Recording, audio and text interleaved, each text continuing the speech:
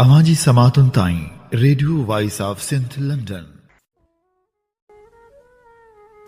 5 April 2026 आचर जे ॾींहुं प्रोग्राम मंज़रनामो साण करे आऊं अवांजी ख़िदमत में हाज़ुर आवां जो पंहिंजो मेज़बान हबीब लगारी। प्रोग्राम जी शुरूआत में अवां लाइ इहा ई दुआ त शाल जितो जो सुख सलामती सां हुजो, कॾहिं बि ॾुखियो ॾींहुं न ॾिसो ऐं कॾहिं बि अवां जूं मुर्कूं मेरियूं न थियनि। दुनिया जी कुंड कुड़छ में जिते बि रहो सिंध लाइ, सिंध वासियुनि लाइ ऐं दुनिया जे मज़लूम माण्हुनि लाइ जाखोड़ींदा रहो। शाल अवां जा ख़्वाब तइबीरनि सां लाव लही सघनि। पाकिस्तान खां गॾियल अरब अमारात पारां पैसा वापसि घुरिया विया आहिनि। कर्ज़ वारा पैसा वापसि आख़िर छाजे लाइ घुरिया विया आहिनि? उहो कहिड़ो कारण आहे जो गॾियल अरब अमारात पारां एॾी तकड़ कई वई आहे?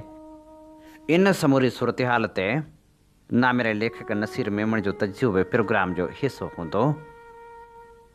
विचोले तबिके लाइ ॾुखियाई छो पई वधे, हिन बाबति बि ॼाण जी कोशिशि कंदासीं त इहो बि ॾिसंदासीं त छा दुनिया टीं आलमी जंग तरफ़ त न पई वधे? छा मुल्क जी हुक्मरानी IMF वटि यरगमाल बणियल आहे? इन बाबति बि वीचारबो त बहराननि में सिंध सरकार सिंध लाइ छा कंदी? इन ते बि गौर वीचार कंदासीं। अदबी दुनिया जा अहवाल बि शामिल हूंदा।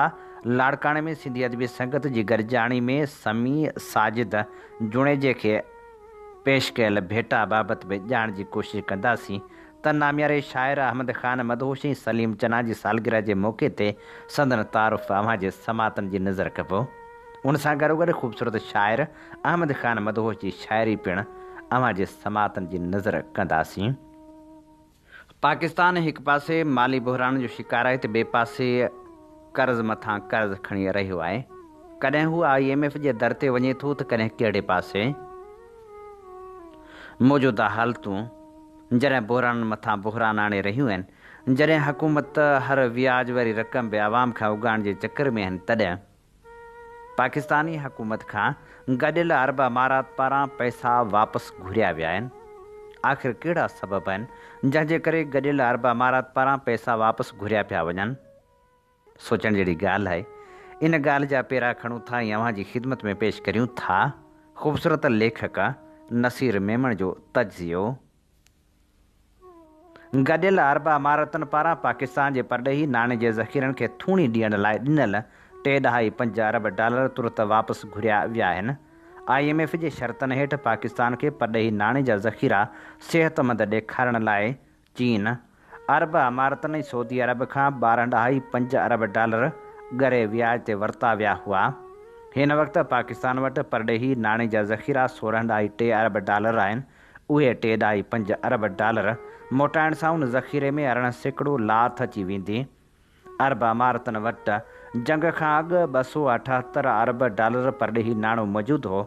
साफ़ ज़ाहिर आहे त हिन मौक़े ते पाकिस्तान खां उहे पैसा कंहिं ज़रूरत हेठि न पर कावड़ सबबि घुरिया विया आहिनि। डान अख़बार मूजिबि पाकिस्तान जे हिकु सरकारी अमलदार चयो त असां उहा रक़म सुत मोटाईंदासीं। क़ौमी वक़ार माली फ़ाइदे खां मथे न आहे। उन मां अंदाज़ो लॻाए सघिजे थो त उहा रक़म वापसि घुरण वक़्तु कहिड़ो रवैयो इख़्तियार कयो वियो हूंदो। केतिरे अरसे खां अमारात वारा पाकिस्तानी शहरियुनि खे वीज़ा बे नाले मात्र ॾींदा आहिनि। मुमकिन आहे त सॻोरनि जी कावड़ अञा ॿियनि शकिलनि में बि ज़ाहिर थिए। हिन वक़्तु पाकिस्तान जा 15 लख शहरी गॾियल अरब अमारात में रहनि था। उहे पाकिस्तानी उतां मुल्क खे सालियानो 7 अरब डॉलर मोकिलींदा आहिनि, जेको मुल्क जे शहरियुनि पारां मोकिलजंदड़ सालियाने परॾेही नाणे जो 18% बणिजे थो। साॻी तरह पाकिस्तान अमारात सां सालियानो 7 अरब डॉलरनि जो परॾेही वापारु पिणु कंदो आहे। हिन रवैये जा असर उन्हनि आमदनियुनि ते पिणु पइजी सघनि था। मजमूई तौरु मुआशी लिहाज़ खां उन सां पाकिस्तान लाइ ॾुखियाई पिणु पैदा थी सघे थी। हिकु पासे मुल्क कर्ज़नि जी धुॿण में फाथल आहे त ॿिए पासे मुल्क खां कर्ज़ वापसि घुरिया पिया वञनि। सॼो सारो मुल्क हूअं IMF वटि यरगमाल बणियल आहे। हाणे त ईअं महसूसु थियण लॻो आहे त हिन मुल्क जी असल हुक्मरानी IMF खे मुकाते में ॾिनी वई आहे। वफ़ाक़ी हुकूमत पेट्रोलियम जे अघनि में वाध कई आहे। मोटर साइकिल सवारण लाइ सब्सिडी बि ॾिनी वई आहे, पर छा कजे? उन जा महांगाई ते जेके असर पवंदा उहे मोटरसाइकिल मिलियल सब्सिडी कंहिं बि सूरत में रोके न सघंदी। हूं त केतिरियूं ई ख़बरूं गर्दिश करे रहियूं आहिनि, पर वॾे में वॾी ख़बर इहा आहे त तेल अघनि में एॾी वॾी वाध IMF खे रिझाइण लाइ कई वई आहे। पीपल्स पार्टी उन सॼे अमल में हुकूमत में शराकतदार हुजण जे करे उन फ़ैसिले जो हिसो रही आहे। PP सां वास्तो रखंदड़ क़ौमी असेंबली जो डिप्टी स्पीकर अपोज़िशन खे इन मामले ते ॻाल्हाइण जी इजाज़त ॾियण लाइ तयारु कोन्हे। तेल जे नए क़ीमतनि जी ऐलान वारी प्रेस कॉन्फ्रेंस में पेट्रोलियम वारे वज़ीर तरफ़ां सदर ममलकत जी रहनुमाई जा थोरा मञण मां इहा ॻाल्हि वाज़े थिए थी त मिसकिना मार वारे उन फ़ैसिले में पीपल्स पार्टी बि शामिलु रही आहे। तेल जे अघनि में हिकु भेरो ॿीहर बेरहम वाद वारो फ़ैसिलो कंहिं बि सूरत में आम मुआशी ज़रूरत या पॉलिसी जो नतीजो नथो लॻे, पर उहो खुलियल नमूने अवाम आज़ारींदड़ सोच ऐं बेहसी जी अकासी आहे। जॾहिं मुल्क अॻीअ तारीख़ी महांगाई जे वर चढ़ियल आहे ऐं आम माण्हू जीअण लाइ जाखोड़े रहियो आहे, तॾहिं पेट्रोल ऐं डीज़ल जे अघनि में एॾो वॾो इज़ाफ़ो करणु अवाम खे सिधी रीति अज़ियत ॾियण जे बराबरि आहे। इहा वाध रुॻो फ्यूल स्टेशननि ताईं महदूद नाहे रहंदी। उन जा झटका हर घर, हर रंधिणे, हर ग़रीब शख़्स जे घर ऐं उन जी बजट ते पहुचंदा।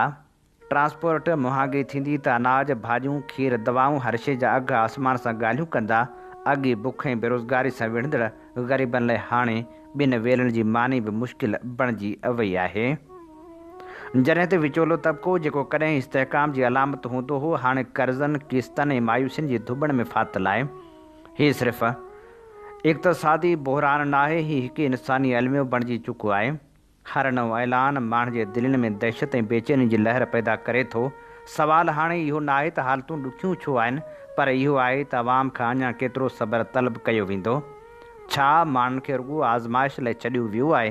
अहिड़ियुनि हालतुनि में ॾोह, बदअमनी ऐं बेयकीनी जो वधणु लाज़मी थी पवे थो। हुक्मरान खे इहो सम्झणु घुरिजे त बुख ऐं मायूसी कंहिं बि मुआशिरे खे अंदरां खाई वेंदी आहे। अफ़सोस जो मक़ाम इहो आहे त मौजूदा पॉलिसियूं अवाम खे सहारो ॾियण बदिरां संदन ज़िंदगी खे वधीक ॻरोबार बणाए रहियूं आहिनि। हर नए फ़ैसिले सां उमेदनि जो क़त्ल कयो वञे थो। माण्हू हाणे खुलियल लफ़्ज़नि में पुछी रहिया आहिनि, संदन वोट जी हैसियत छा आहे? छा जमहूरियत सिर्फ़ु चूंडनि जे वाइदनि ताईं महदूद आहे, या अवाम जी बहितरी बि उन जो हिसो आहे? अॼु हालतूं एतिरियूं गंभीर थी चुकियूं आहिनि जो माण्हुनि लाइ रूह ऐं जिस्म जो रिश्तो बरक़रार रखण बि मुश्किल बणिजी वियो आहे। माण्हू ज़िंदगी गुज़ारण न, पर सिर्फ़ु साह खणण लाइ जदोजहद करे रहिया आहिनि। तारीख़ बार बार इहो सबक़ु ॾिनो आहे त जॾहिं अवाम जो सब्र टुटे थो, तॾहिं नतीजा बि सख़्तु ऐं अणटर हूंदा आहिनि। हुक्मरान खे होश खां कमु वठणु घुरिजे। पॉलिसियुनि ते नज़रसानी कई वञे ऐं तेल जे क़ीमतनि में वाध वारो फ़ैसिलो वापसि वरितो वञे। जेकॾहिं ईअं ई समूरा फ़ैसिला हुकूमत जी मंशा ऐं मर्ज़ी मूजिबि थींदा रहिया ऐं हर मामले में IMF जी सलाह मशवरे सां अमल कयो वियो, त पोइ ईअं महसूसु थींदो ॼण त हीउ सॼो मुल्क IMF खे मकाते ते मिलियल आहे। अवां जी समातुनि ताईं radio voice of Sindh London. हीअं ॿुधी रहिया आहियो radio voice of Sindh London. अवां जी ख़िदमत में प्रोग्राम पेश कयो पियो वञे मंज़रनामो। मंज़रनामे साण आऊं अवां जी ख़िदमत में हाज़ुर, अवां जो पंहिंजो मेज़बान हबीब लगारी। सिंध जो क़ौमी आवाज़ voice of Sindh London web radio ऐं TV चैनल जेको गुज़िरियल 13 सालनि खां सिंध सां थींदड़ ज़्यादतियुनि, नाइंसाफ़ियुनि ख़िलाफ़ु सगारो आवाज़ बणिजी दुनिया जी कुंड कुड़िछ में पहुचे थो। सिंध तोड़े दुनिया जे मुल्कनि में सिंधियुनि सां थींदड़ ज़ुल्म ऐं जबर ख़िलाफ़ु उथंदड़ आवाज़ खे बेबाकी सां नशर करे थो। वॉइस ऑफ सिंध लंडन कारोबारी न पर क़ौमी जदोजहद जो अहम मोर्चो आहे। जंहिंखे अवां जे माली सहकार जी सख़्तु ज़रूरत आहे, उन आवाज़ खे घर घर ऐं शहर शहर पहुचाइण लाइ पंहिंजो क़ौमी फ़र्ज़ु अदा कयो। चैनल जे लिंक खे लाइक ऐं सब्सक्राइब ज़रूरु कयो। बैनर ते ॾिनल फ़ोन या ईमेल ते राब्तो करे सघो था। हाणे जॾहिं दुनिया जंग तरफ़ धिकजी रही आहे, तॾहिं सवाल इहो बि साम्हूं उभरी थो अचे त छा दुनिया टीं आलमी जंग तरफ़ त न पई वञे? जेकॾहिं ॾिसिजे त विच ओभर में जारी तकरार आलमी सतह ते ॻणती जो सबबु बणिजी चुको आहे। अमेरिका ऐं इसराइल जी ईरान ख़िलाफ़ जंग खे 1 महीने खां वधीक अरसो गुज़री चुको आहे ऐं हाणे सवाल उथी रहियो आहे त छा ही तकरार रुॻो इलाइक़ाई हदनि ताईं महदूद रहंदो या दुनिया खे टीं आलमी जंग ॾांहुं वठी वेंदो। हिन जंग जा असर रुॻो ईरान ताईं महदूद नाहिनि रहिया। ख़लीज जा केतिरा ई मुल्क जहिड़ोकि गॾियल अरब अमारात, इराक, बहरीन, कुवैत, सऊदी अरब, ओमान, शाम, लिबनान ऐं कतर कंहिं न कंहिं तरीक़े सां हिन छिकताण खां मुतासिर थी रहिया आहिनि। अहिड़ी सूरतहाल में आलमी जंग जे ख़दशनि ते बहस वधी रहियो आहे। तारीख़ ॿुधाए थी त आलमी जंगियूं घणो करे ओचितो हालतुनि मां जनम वठंदियूं आहिनि। पहिरीं आलमी जंग जो आगाज़ बि हिकु वाक़े खां थियो, पर कुझु हफ़्तनि अंदरि सॼो यूरोप उन में शामिलु थी वियो। हिकु मुल्क ॿिए जी हिमायत में आयो, इतिहाद ठहिया ऐं नेठि जंग आलमी सतह इख़्तियार करे वई। अॼु बि कुझु तजिया निगार इहो ख़दशो ज़ाहिर कनि था त जेकॾहिं वॾियूं आलमी ताक़तूं हिकु ई वक़्तु मुख़्तलिफ़ इलाइक़नि में मुलविस थी वियूं त सूरतहाल ख़तरनाक रुख़ इख़्तियार करे सघे थी। कुझु माहिरनि जो ख़्यालु आहे त मौजूदा तकरार अञा ताईं इलाइक़ाई सतह ताईं महदूद आहे। संदन मुताबिक़ चीन ऐं रूस सीधी तरह हिन जंग में शामिलु थियणु नथा चाहिनि। उहे मुल्क सिफ़ारती ऐं मुआशी फ़ाइदे खे तरजीह ॾेई रहिया आहिनि। जेकॾहिं आलमी ताक़तूं सिधी फ़ौजी मुदाख़लत खां पासो कनि थियूं त आलमी जंग जो इम्कान घटिजी सघे थो। ॿिए तरफ़ ख़दशो इहो बि आहे त हिकु इलाइक़े में छिकताण ॿियनि इलाइक़नि में नवां तकरार पैदा करे सघे थी। मिसाल तौरु जेकॾहिं वॾियुनि ताक़तनि जी तवजह विच ओभर ते रही त ॿिया मुल्क उनखे मौक़ियो सम्झी पंहिंजा क़दम वधाए सघनि था। अहिड़ी सूरतहाल आलमी अदम इस्तेहकाम खे वधाए सघे थी। अॻुवाणनि जो किरदार बि अहम हूंदो आहे। तारीख़ ॾेखारे थी त गुरूर, सियासी वक़ार ऐं ख़ौफ़ केतिरनि ई जंगियुनि खे डिघो कयो आहे। जॾहिं अॻुवान शिकस्त क़बूल करण खां इनकार कनि था त तकरार वधीक ख़तरनाक थी वञनि था। अहिड़ी सूरतहाल महदूद जंग खे वॾी तबाही में तब्दील करे सघे थी। माहिरनि जो ख़्यालु आहे त सिफ़ारतकारी छिकताण घटाइण जो सभ खां मुअसर तरीक़ो आहे। ॻाल्हियुनि, सालसी ऐं सियासी हल ज़रिए जंग खे रोके सघिजे थो। जेकॾहिं सभु दुनियूं इहो तस्लीम कनि त वधीक जंग सां कंहिंखे फ़ाइदो न थींदो त अमन जो रस्तो खुली सघे थो। नतीजे तौरु दुनिया अञा टीं आलमी जंग जे किनारे ते न बीठी आहे, पर ख़तरा ज़रूरु मौजूदु आहिनि। जेकॾहिं सिफ़ारती कोशिशनि खे तरजीह न ॾिनी वई ऐं इलाइक़ाई तकरार वधंदा रहिया त आलमी सतह ते वॾी छिकताण जा इम्कान वधी सघनि था। मौजूदा सूरतहाल दुनिया लाइ ख़बरदारी आहे त जंग न, पर ॻाल्हियुनि ऐं ताउन सां ई मुस्तक़बिल खे महफ़ूज़ बणाए सघिजे थो। जंग जा पाकिस्तान ते कहिड़ा असर पइजी रहिया आहिनि, इन खां पाण त आशिना आहियूं, पर सभ खां वधीक विचोलो तबिको मुतासिर थी रहियो आहे। विचोलो तबिको जंहिं लाइ हालतूं ॾींहों ॾींहुं वधीक सख़्तु थींदियूं पियूं वञनि। महांगाई हाण भरम फोरे पई। विच ओभर में जारी छिकताण जा असर पाकिस्तान जी मैशत ते वधीक वाज़े थियण लॻा आहिनि। जंहिं करे रमज़ानुल मुबारक खां पोइ ॿिए हफ़्ते में बि मुल्क में महांगाई जी रफ़्तार तेज़ थी वई आहे। ॻणप खाते पारां जारी कयल हफ़्तेवार रिपोर्ट मूजिबि ताज़े हफ़्ते महांगाई जी शरह में 1.01% इज़ाफ़ो रिकॉर्ड कयो वियो आहे। जॾहिं त सालियाननि बुनियादनि ते जेकॾहिं ॾिसिजे त महांगाई जी शरह 9.12% ताईं पहुची वई आहे। हफ़्ते दौरान 15 ज़रूरी शयुनि जे क़ीमतनि में वाध ॾिठी वई, जिन में सभ खां वधीक LPG 13.28% वधीक महांगी थी। उनखां सवाइ अननि जी क़ीमत में पिणु 2.23% ऐं कुकड़ जे गोश्त में 2.13% इज़ाफ़ो रिकॉर्ड कयो वियो। वॾो गोश्त बि 1.54% महांगो थियो ऐं खुलियल खीर में पिणु 0.63% वाध रिकॉर्ड कई वई। ॿिए तरफ़ टमाटरनि, बसरनि, थूम, खंड ऐं अटे जे अघनि में बि घटिताई ज़रूरु थी, पर मजमूई तौरु महांगाई वधी आहे। महांगाई जी हिन लहर सभ खां वधीक माहिवार 44,000 रुपयनि खां वधीक आमदनी रखंदड़ तबिके खे मुतासिर कयो आहे, जंहिं लाइ महांगाई जी रफ़्तार 1.15% इज़ाफ़े सां 8.17% रही। मुआशी माहिरनि जो ख़्यालु आहे त जेकॾहिं इलाइक़ाई छिकताण बरक़रार रही त ईंदड़ ॾींहंनि में महांगाई जो गिराफ़ वधीक मथे वञी सघे थो। सभ खां वधीक पाकिस्तान में विचोलो तबिको मुतासिर थी रहियो आहे, छो त विचोलो तबिको न त कंहिंखां के पैसा घुरी सघंदो आहे, न वरी का शिकायत करे सघंदो आहे। हू बसि ख़ामोशी सां भोॻे थो। मौजूदा सूरतहाल में विचोलो तबिको न सिर्फ़ मुतासिर थी रहियो आहे, पर विचोलो तबिको मुसलसल गुरबत जे लकीर खां बि हेठि थींदो पियो वञे। छा विचोलो तबिको उन विचोले तबिके तौरु बरक़रार रही सघंदो या न, इहो फ़ैसिलो त ईंदड़ दौर खे करिणो आहे। अवां जी समातुनि ताईं radio voice of Sindh London. हीअं ॿुधी रहिया आहियो radio voice of Sindh London. अवां जी ख़िदमत में प्रोग्राम पेश कयो पियो वञे मंज़रनामो। मंज़रनामे साण आऊं अवां जी ख़िदमत में हाज़ुर आहियां जो पंहिंजो मेज़बान हबीब लगारी। अवीं ॿुधी रहिया आहियो radio voice of Sindh London, Sindh जो क़ौमी आवाज़। Voice of Sindh London web radio ऐं टीवी चैनल जेको गुज़िरियल 13 सालनि खां सिंध सां थींदड़ ज़्यादतियुनि नाइंसाफ़ियुनि ख़िलाफ़ सगारो आवाज़ बणिजी दुनिया जी कुंड कुड़िछ में पहुचे थो। सिंध तोड़े दुनिया जे मुल्कनि में सिंधियुनि सां थींदड़ ज़ुल्म ऐं जबर ख़िलाफ़ उथंदड़ आवाज़ खे बेबाकी सां नशर करे थो। वॉइस ऑफ सिंध लंडन कारोबारी न पर क़ौमी जदोजहद जो अहम मोर्चो आहे, जंहिंखे अव्हां जे माली सहकार जी सख़्तु ज़रूरत आहे। उन आवाज़ खे घर घर ऐं शहर शहर पहुचाइण लाइ पंहिंजो क़ौमी फ़र्ज़ु अदा कयो। चैनल जे लिंक खे लाइक ऐं सब्सक्राइब ज़रूरु कयो। बैनर ते ॾिनल फ़ोन नंबर या ईमेल वसीले असां सां राब्तो करे सघो था।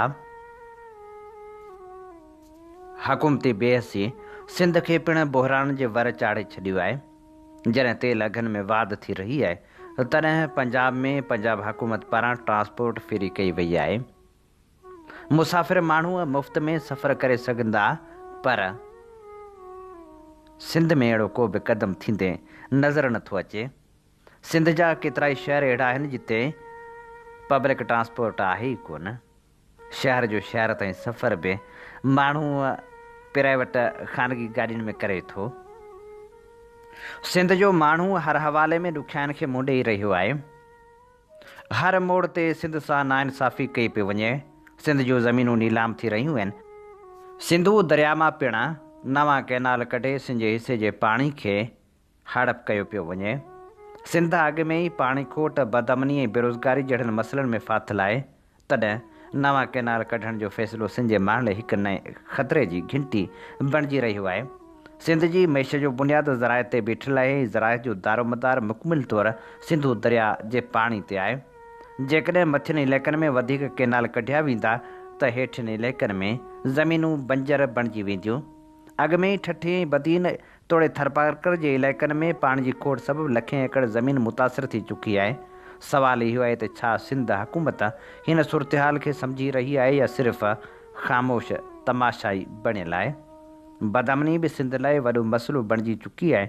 ॻोठाणनि इलाइक़नि खां वठी शहरनि ताईं अमन अमान जी सूरतहाल ॻणती जोगी आहे। नौजवान बेरोज़गार आहिनि, सनतूं बंदि थी रहियूं आहिनि ऐं रोज़गार जा मौक़ा घटिजी रहिया आहिनि। हुकूमत तरफ़ां को वाज़िह मुआशी प्लान नज़र नथो अचे। जॾहिं अवाम खे पाणी, अमन ऐं रोज़गार जहिड़ियूं बुनियादी ज़रूरतूं न मिलनि त पोइ हुकूमत जी कारकर्दगी ते सुवाल उथणु फितरी ॻाल्हि आहे। सिंध हुकूमत दावाऊं त वॾे पैमाने ते करे थी, पर अमली तौर ते सिंध जे हक़नि जी हिफ़ाज़त लाइ को मज़बूत मौक़िफ़ साम्हूं नथो अचे। सिंध असेंबली मां करारदादूं पास करण खां सवाइ को संजीदा क़दम नज़र ई नथो अचे। जेकॾहिं सिंधू दरिया मां कैनाल कढण ख़िलाफ़ मज़बूत सियासी क़ानूनी जदोजहद न कई वई त मुस्तक़बिल में सिंध खे वॾनि नुक़साननि खे मुंहुं ॾियणो पवंदो। सिंध में मुख़ालिफ़ धुर जो किरदारु बि न हुजण जे बराबरि आहे। इन करे अवाम खे पाण मुख़ालिफ़ धुर वारो किरदारु अदा करणो पवंदो।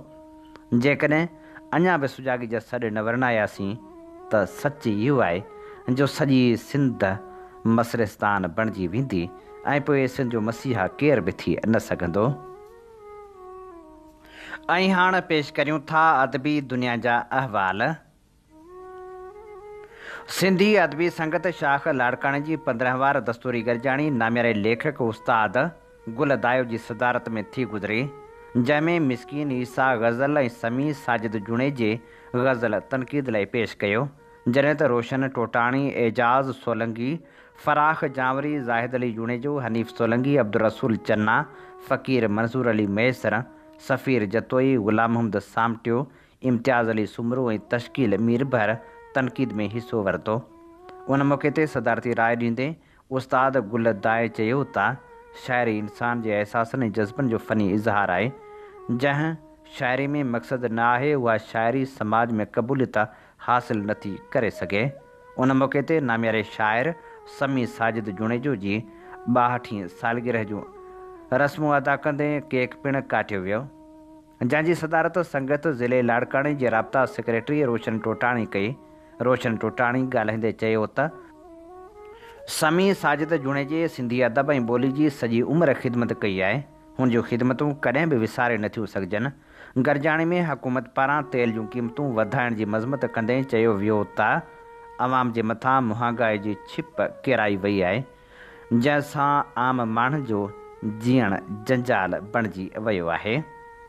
सिंधी अदबी संगत शाख हालाणी जी गरजाणी नामियारे शाइर महर डिबाई जी सदारत हेठि थी गुज़री। प्रोग्राम में ख़ासि महिमान तौरु सिंधी अदबी संगत सिंध जे अॻूणे मरकज़ी ख़ज़ानची जब्बार मल्लाह शिरकत कई। उनखां सवाइ प्रोफेसर अब्दुल वाहिद मेमण, प्रोफेसर मोहम्मद आरिफ तुनियो, नूरुद्दीन पंवर, एजाज़ अली बाट, नदीम अली सोलंगी, तोकीर अहमद कुरैशी, फीज़ान फ़कीर मोहम्मद सोलंगी, हाफिज़ुर रहमान अब्बासी, दावर डिबाई, वाजिद अली बाट, सैयद दीन अल शाह, लाला आसिफ विस्तड़ो, सैयद मेहदी शाह, सचल ख़ासखेली, मुख्तियार अहमद मरी, फरहाद विस्तड़ो, सैयद अमीर अली शाह, महताब विस्तड़ो, सनाउल्ला अब्बासी, गमगीन सियाल ऐं ॿियनि वॾे अंग में शिरकत कई। जब्बार मल्लाह ॻाल्हाईंदे चयो त जेकॾहिं असां सची नीयत ऐं गॾियल कोशिशनि सां कमु कंदासीं त अदब वसीले न सिर्फ़ु पंहिंजे समाज खे बहितर बणाए सघंदासीं पर ईंदड़ नसलनि खे बि रोशन राहूं ॾेखारे सघंदासीं। सदारती ख़िताब कंदे नामियारे शाइर महर डिबाई चयो त अॼु हालाणीअ जे दोस्तनि जंहिं मोहबत इज़त ऐं पंहिंजाइप सां आदर भाउ कयो आहे उहो मुंहिंजे लाइ एज़ाज़ खां घटि न आहे। मां संदन हिन प्यार ऐं ख़ुलूस जो दिलि जे गहराइनि सां थोराईंदो आहियां। हुन वधीक चयो त सिंधी अदब असांजी सुञाणप तहज़ीब ऐं फ़िक्र जो आईनो आहे। अदब ई उहो ज़रियो आहे जेको क़ौमनि खे शऊर, सुजाॻी ऐं सिधी राह ॾेखारींदो आहे। अॼु जे हिन दौर में जॾहिं समाजी क़दरनि में तब्दीलियूं अची रहियूं आहिनि तॾहिं अदबी संघ जी ज़िम्मेवारी ॿीणी थी वञे थी। हू न सिर्फ़ु अदब खे ज़िंदा रखनि पर नए नस्ल खे पंहिंजी ॿोली, सकाफ़त, सचाई सां जोड़नि। हुन ज़ोर ॾींदे चयो त सिंधी अदबी संघ जहिड़ा फोरम इल्म, फ़िक्र ऐं तख़लीक़ जा मर्कज़ आहिनि जिते वेही असां पंहिंजी सोच खे निखारींदा आहियूं ऐं समाज लाइ मुस्बत राहूं ॻोल्हींदा आहियूं। प्रोग्राम मंज़रनामे में हाणे सिंध जे नामियरनि लेखकनि, शाइरनि अहमद ख़ान मदहोश ऐं सलीम चन्ना खे संदन सालगिरह ते भेटा पेश कंदासीं। सभ खां पहिरियां सलीम चन्ना जो तारुफ़ अवां जे समातनि जी नज़र करियूं था। मशहूरु शाइर ऐं अदीब सलीम चन्ना 5 अप्रैल 1954 ते नजमुद्दीन चन्ना पाटाई जे घर में हैदराबाद में जनम वरितो। 1979 में BA कयाईं ऐं 2003 में MA सिंधी अदब में कयाईं। हुन type writing, dispensary, x-ray technician सुमेत मुख़्तलिफ़ मुलाज़मतूं कयूं। 1975 में कुझु महीना दारोगो बि रहियो। मुख़्तलिफ़ डॉक्टरनि वटि डिस्पेंसर तौरु कमु कयाईं। 1984 में खेसि कस्टम, सेल्स टैक्स ऐं फेडरल एक्साइज़ पुलिस में कस्टम इंस्पेक्टर जी नौकरी मिली, जितां हूअ डिप्टी सुप्रीडेंट जे उहिदे तां रिटायर थियो। सलीम चन्ना निंढपिण खां लिखण जी शुरूआति कई। शागिर्द सियासत तोड़े अदबी तनज़ीमनि सां वाबस्ता रहियो आहे। हुन शाइरी खां सवाइ मज़मून, कहाणियूं, मकाला, जीवन कथाऊं, शख़्सी प्रोफाइल, अखियुनि ॾिठा अहवाल, सहाफ़त ऐं नावलनि ते बि तिब आज़माई कई आहे। कुझु महीना नामियारे शाइर नियाज़ हुमायूनी जी रहनुमाई हेठि मरकज़ी उर्दू बोर्ड जी लाइब्रेरी हैदराबाद में क्लार्क थी बि कमु कयाईं।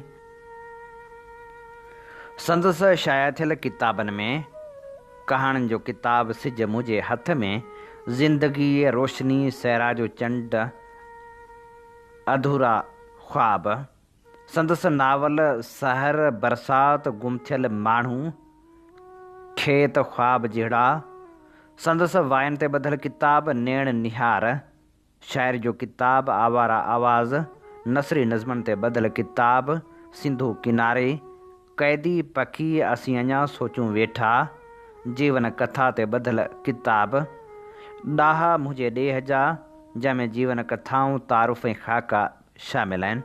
जॾहिं त शाइरी कहाणियूं ऐं तबसरनि ते ॿधल किताब आसमानी सितारो ऐं ॿिया केतिरा ई किताब शामिल आहिनि। ऐं हाणे सिंधी ॿोली जे नामियारे शाइर अवामी शाइर अहमद ख़ान मदहोश खे भेटाउनि जा गुलाब अछूं था। अवामी शाइर अहमद ख़ान मदहोश 5 अप्रैल 1931 ते ख़ैरपुर नाथन शाह जे ॻोठ सुल्तान अहमद चाडीअ में जनम वरितो। संदसि वालिद हाजी फ़क़ीर शुगली संदसि जनम ते शाइरी कई हुई। अहमद ख़ान मदहोश सिंधी ऐं सिरकी ज़ुबान में शाइरी कई। संदसि 2 किताब नज़र में नज़रबंद ऐं दिलि जूं ॻाल्हियूं छपिजी मंज़र आम ते अची चुका। खेसि अवामी शाइरी सबबि शाह अब्दुल लतीफ़ भिटाई, हज़रत कलंदर लाल शहबाज़, हज़रत सचल सरमस्त, सुगड़ जलाल खटी, हज़रत शहीद मखदूम बिलावल ऐं उस्ताद बुखारी समेत केतिरा ई एवार्ड मिली चुका। संदसि पुटु ख़लील आरिफ़ सुमरो पिणु नामियारो शाइर आहे। मदहोश सिंध जे सदाहयात अवामी शाइर उस्ताद बुखारी जो हमअसर ऐं संदसि जीअं प्राइमरी उस्ताद तौरु भर्ती थियो। मदहोश नंढपिण में सुगड़नि जे सरताज जलाल खटी जे ख़ानदान सां तालुक़ु हुजण करे अदब सां सलाहु रहियो। जॾहिं त अदब सां गॾोगॾु प्राइमरी उस्ताद जी हैसियत में दर्स तदरीस वारे शोबे जी पिणु वॾी ख़िदमत कयाई। अहमद ख़ान मदहोश 50 सालनि खां वधीक अरसो शाइरी ऐं अदब खे ॾिनो। सिंध जो नामियारो शाइर अहमद ख़ान मदहोश 26 जून 2010 ते लाॾाणो करे वियो हो। हाणे पेश करियूं था नामियारे शाइर अहमद ख़ान मदहोश जी ख़ूबसूरत शाइरी। बेख़बर खे दर्द मुंहिंजे जी ख़बर आहे किथे, रीअ दर्शन कोई नुस्ख़ो कारगर आहे किथे, आशिक़नि खे इस्पतालनि में करियो दाख़िल भले, इस्पतालनि में इलाज दिलि मगर आहे किथे, नब्ज़ ते आङुर रखण सां रूह खे राहत रसे, दोस्तो दस्ते शफ़ासो बासर आहे किथे, जो नज़र सां धोए दिलियूं ताज़गी बख़्शे छॾे, फैज़ बख़्शींदड़ उहो अहले नज़र आहे किथे, थो अचे हर को अकेलो ऐं अकेलो थो वञे, ज़िंदगी आहे सफ़र पर हम सफ़र आहे किथे। अॼु साफ़िन खे चयो मदहोश ख़बरूं पिया लिखो, पर कहाणी ही असांजी मुख़्तसर आहे किथे। हुअण पाण पंहिंजो विसारे छॾियो अथमि, हुअण पाण पंहिंजो विसारे छॾियो अथमि, मगर इश्क तुंहिंजो उजारे छॾियो अथमि, जिते विसविसन जा सवें बुत रखियल हा उन घर में तोखे विहारे छॾियो अथमि, मरण खां अॻे ई कयमि कारनामो जो पथर खे अहसासु ॾियारे छॾियो अथमि, ज़माने मिटाइण जी कोशिशि कई पर बका ताईं रस्तो ॿुहारे छॾियो अथमि, ॾिसो आऊं केॾो गुनहगार आहियां, जहनम धिकारे धिकारे छॾियो अथमि, न हिकिड़ो न ॿाटे ए मदहोश दिलि मां हज़ारनि ग़मनि खे गुज़ारे छॾियो अथमि। अखड़ियुनि में टिकी घर खे करणु यादि ग़लति आहे, दिलबर सां मिली दर खे करणु यादि ग़लति आहे, जो जीव चवे तंहिंखे ॾिजे जाइ बिजी में, ख़ुदि गर्ज़ ऐं ख़ुदि सर खे करणु यादि ग़लति आहे, क़दमनि में धरे सिर खे भला सिर खे खणा की, सिर ॾेई वरी सिर खे करणु यादि ग़लति आहे, जे दीद मिले दीद सां हिकु दीद वञे थी, दीदार जे मंज़र खे करणु यादि ग़लति आहे, जंहिं जाइ हुजे यार सां गॾु ग़ैर बेशामिल, उन मस्जिद मंदर खे करणु यादि ग़लति आहे, कंजूस जी यारी खां भलो आहीं अकेलो, बेफ़ैज़ तवंगर खे करणु यादि ग़लति आहे, जो फ़र्क़ु वफ़ाउनि ऐं जफ़ाउनि जो न सम्झे, उन यार सितमगर खे करणु यादि ग़लति आहे, माण्हुनि जे घुरी मंज़िल मक़सूद मदहोश कंहिं राह जे पथर खे करणु यादि ग़लति आहे।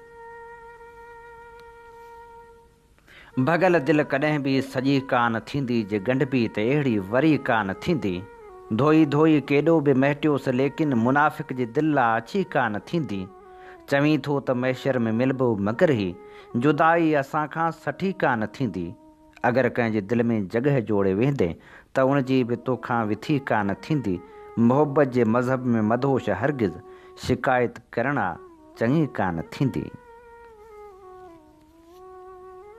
अहमद ख़ान मदहोश जी ख़ूबसूरत शाइरी सां अॼोके प्रोग्राम जा समूरा रंग हवान में विखरी चुका। पंहिंजे मेज़बान हबीब लगारी खे निसागी दुआ सां ॾींदा इजाज़त। वसे भिट तुंहिंजी भलारा सदा, सदा देस परदेस सारा वसन, कॾहिं सींद सिंजी न मेरी थिए, कॾहिं मोड़ कंहिंजा न मुरझाइजनि। अवां जी समातुनि ताईं radio voice of Sindh London.